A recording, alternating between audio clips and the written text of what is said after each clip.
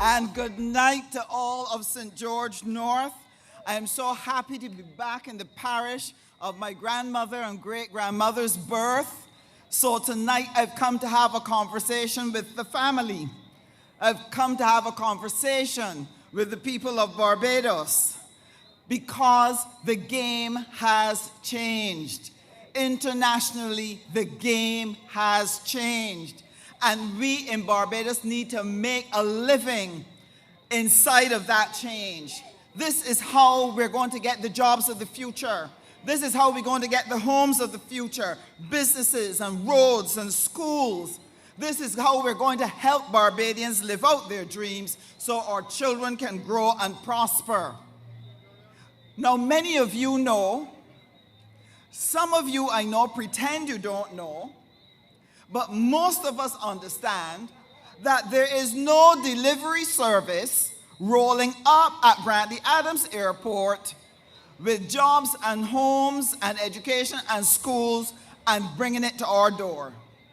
We know that in order to generate those resources and those opportunities, that we have to work together as a team on 3 platforms: on the home platform, the national platform, and the world platform.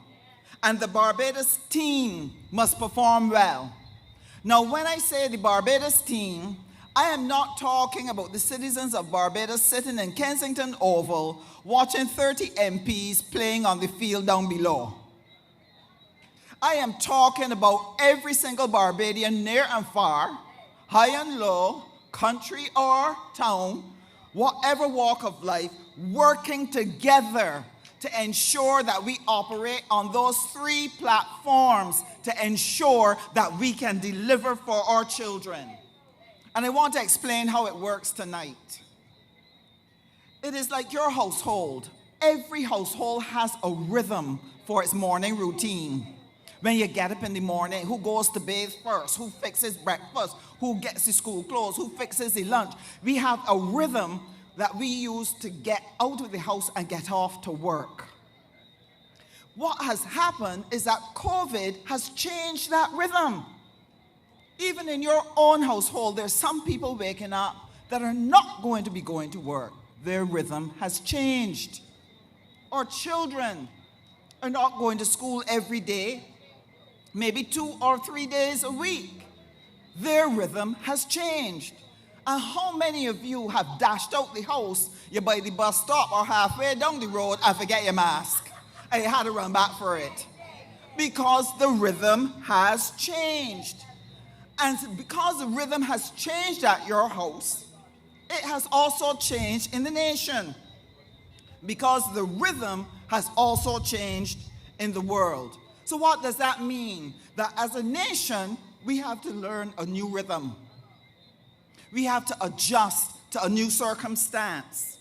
You see, Barbados is a small island state, and we fight and compete among 195 other countries for a living. Therefore, Barbados has to be present everywhere to defend our interests, to advance our dreams.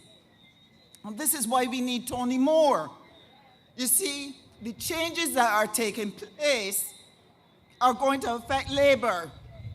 And anytime you affect labor, you affect the nation. So we need Tony Moore, not just at the ILO, but we have to fight in various arenas to protect Barbados. You've heard about blacklisting. You've heard what they're doing to us. They're snatching the bread from between our lips. With Tony Moore at the very highest table in this country as an MP, she can represent Barbados labor, not only at the ILO, but she can represent it at the OACP. She can be part of delegations that are working internationally on decent work. And that's why we urge St. George North to give us Tony Moore. Give us Tony Moore. Because our battle, we have to take it to the 3 platforms. And I want to share the platforms with you tonight. The first platform is the home platform. And this is where families have to come together, put aside their differences, and work and identify their goals. They have to decide how they're going to use time, how they're going to use their resources, so that the members of that family have the skills that they can get a job or start a business. They have to work on being employable, to not only have skills, but the attitude and conduct to get the job and keep the job. And then they have to look at how they use resources, how we're going to save towards a home, save towards a car, save towards repairs and maintenance, save for our health, save for our dreams. And that means learning a whole new rhythm in order to make that happen for every family.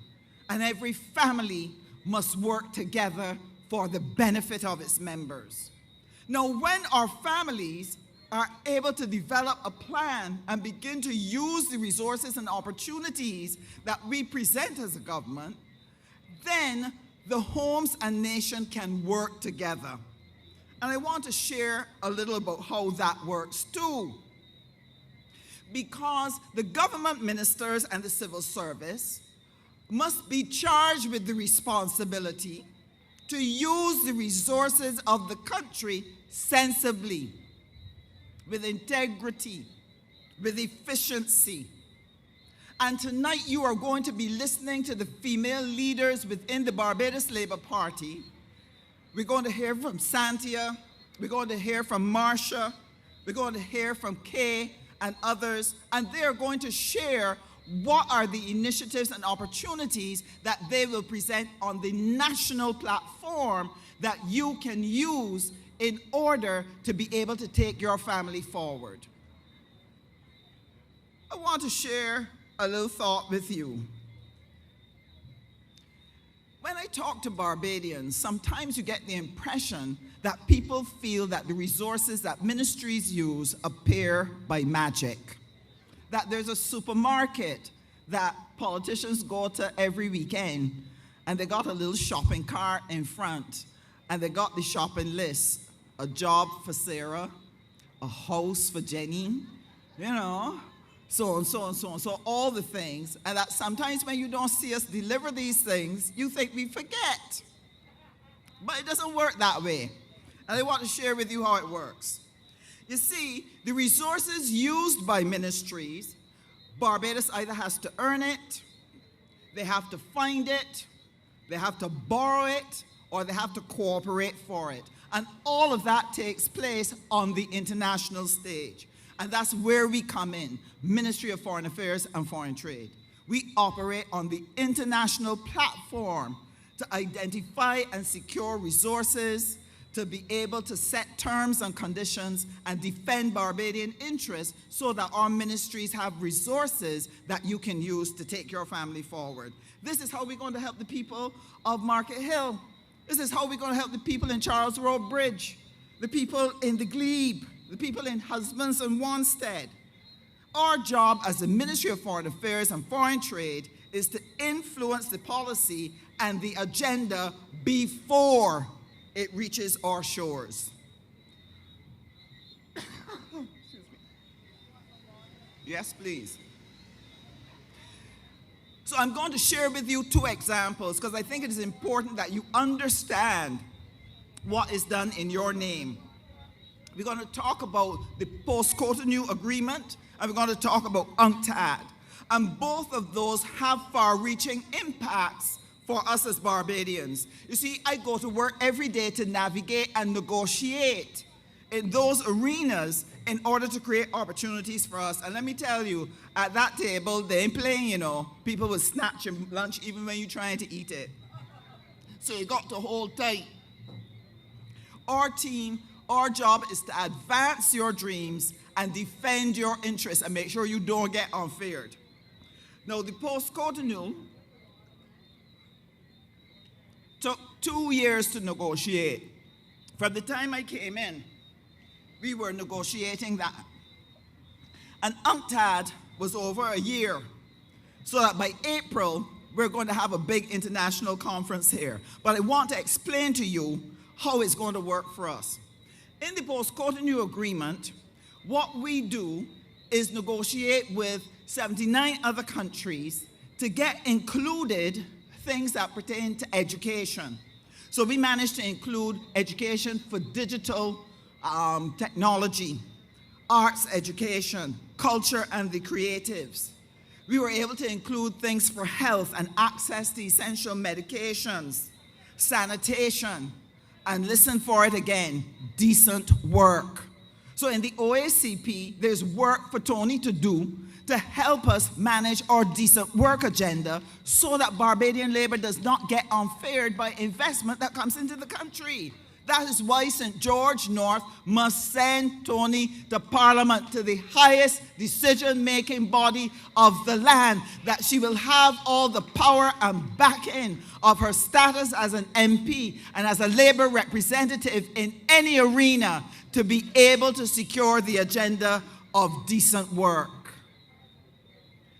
So the Post-Cotonou agreement is going to provide opportunities for the economy as well. So when you have a young person over in Bridgefield, or you have somebody over in Station Hill that wants to get involved in the blue economy or in energy, or they want to get involved in fisheries, or they want to get involved in agriculture, that Post-Cotonou agreement provides opportunities for us to be able to access what is needed to make it a reality.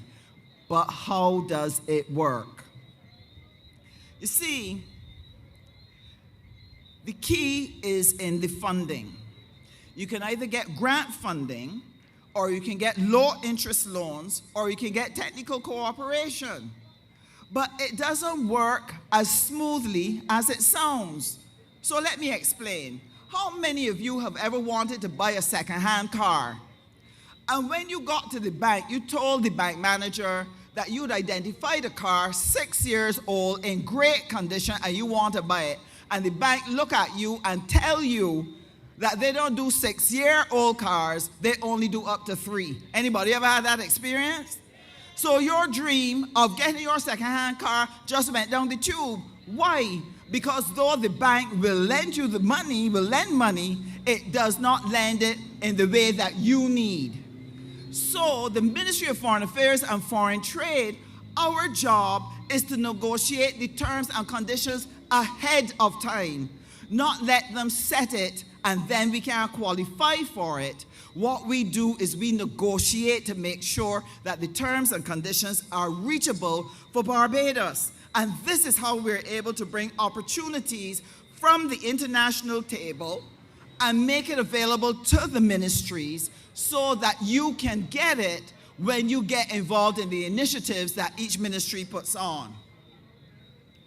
Now, let me contrast that with what has happened in the past 10 years. The only thing the Democratic Labour Party ever brought from the international forum was downgrades. Almost 30 of them. They have never brought anything that was helpful to this country. And what they are seeking to do in this election, because I've heard people tell me that they're trying to persuade the good people of St. George North to give them a chance because they got 30 seats. So you should give us a little look in. What they don't tell you is that out in the darkness are some ancient riffraffs who robbed this country, who cheated this country, waiting in the shadows to see if the people of St. George North would give them a little entrance here in this by-election, and that would send the signal to the riffraff that they can come in the next election and present themselves to you because they think they have an argument that can get them through the door without them ever repenting of the evil and the corruption that they brought to this country and the poverty they brought to the lives of Barbadians. And the St. George North people will not fall for that. They are going to vote Tony Moore.